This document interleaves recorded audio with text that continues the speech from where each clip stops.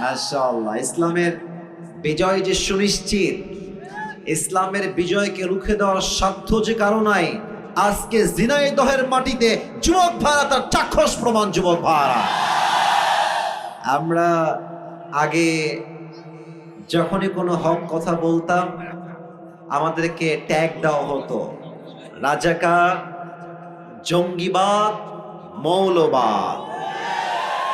তো যদি কোনো বাপের বেটা থাকেন এখন আসেন, খেলা হবে। মিয়া, আমাদেরকে জঙ্গিবাদ বলে এখন একবার গালি দিলে পিঠের চামড়া একটাও থাকবে না। যুবক ভাই, টাইম হ্যাজ টোটালি চেঞ্জড। সময় পরিবর্তন হয়েছে। আমরা দেখেছি আগে বাবার পক্ষে বললেই হুজুর খুব ভালো, বাবার বিপক্ষে গেলেই হুজুর খারাপ। হ্যাঁ, আর আমার একটা কথা স্পষ্ট,